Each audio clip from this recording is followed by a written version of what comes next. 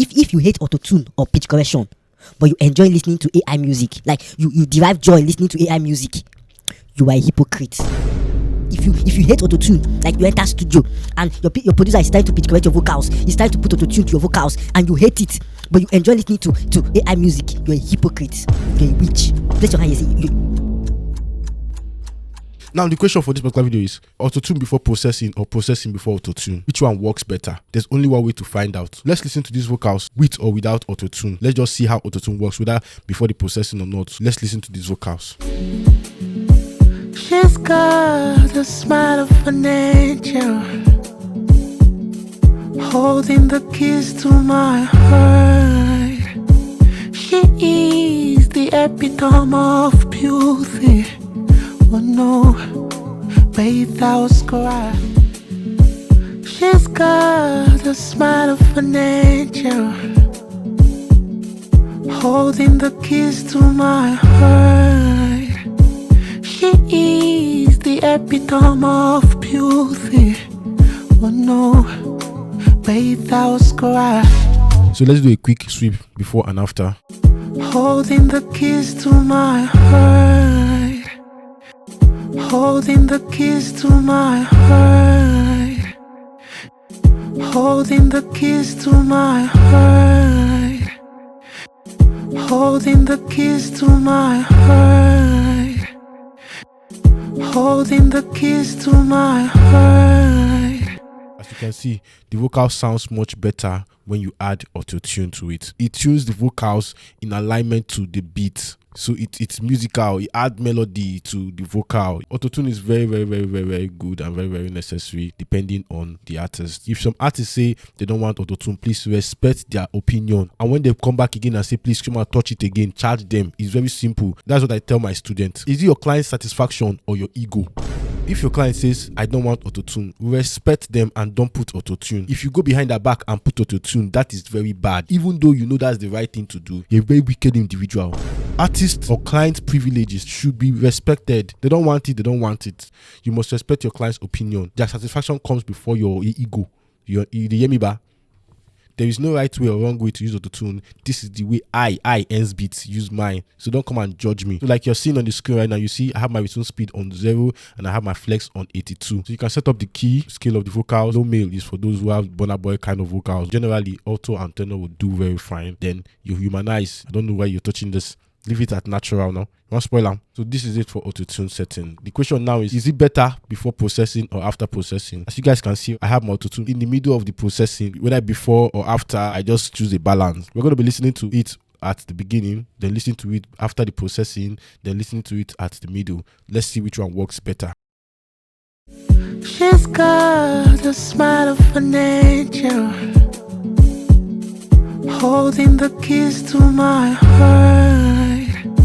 She is the epitome of beauty. Oh no, without scar. She's got a smile of an angel, holding the keys to my heart. She is the epitome of beauty. Oh no, without scar. She's got a smile of an angel, holding the keys to my heart. She is the epitome of beauty. Oh no, without scar. So I didn't notice much of a difference except for the time I brought it down the last after the processing. So yeah, you can try it on other vocals and see, is it worth it to be from the beginning or at the end of the processing or in between, or you find the balance. If you ask me, in my 15 years of using Autotune, my 15 years of using Autotune, my years of working with Autotune, I realized that having Autotune after your processing or finding a balance in between the processing works much better. There's no difference here in this particular vocal. It is what it is. That's what I'm saying. In this life, in this music thing, there's no one rule to doing the same thing. Now, I notice most times producers just, it must be this, it must be that. If you're a static producer, then your own has finished. Your life has spoiled. You're a static producer. You're not dynamic. I mean dynamic in terms of you unlearn and learn new thing. Your own is every song must have auto-tune. Every song you must be creative. Every song must have compressor. Every song. If your life is like that, your own has finished. Your own has just leave music and go and start something else.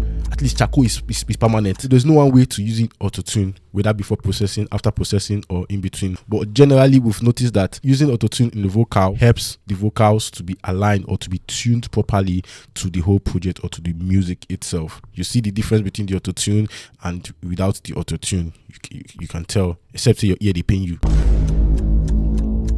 This particular video is just to show you that autotune is important in the vocal. You should not be scared as an artist if you see your producer trying to put autotune in your vocal. It does not mean that you're not a good artist or you don't know how to sing.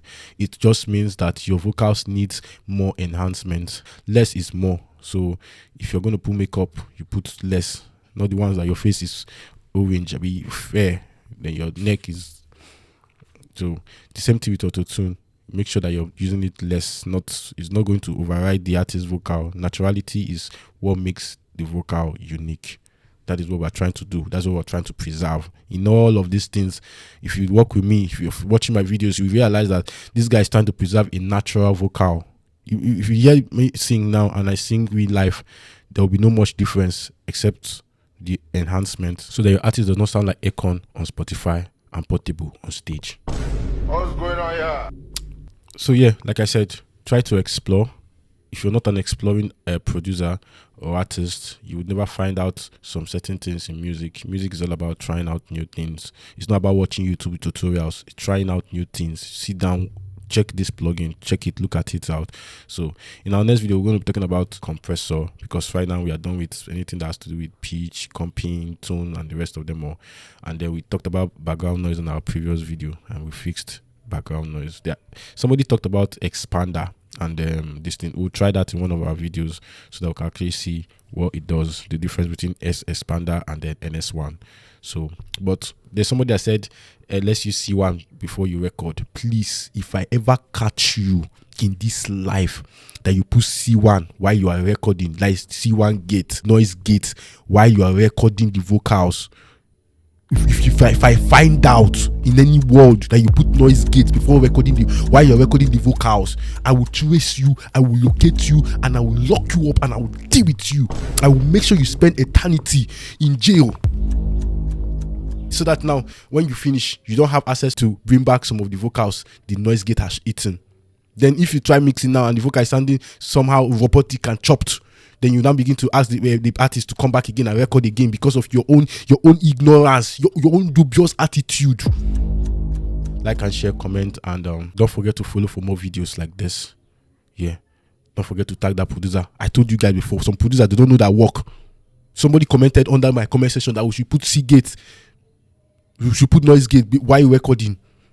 That person knows his work.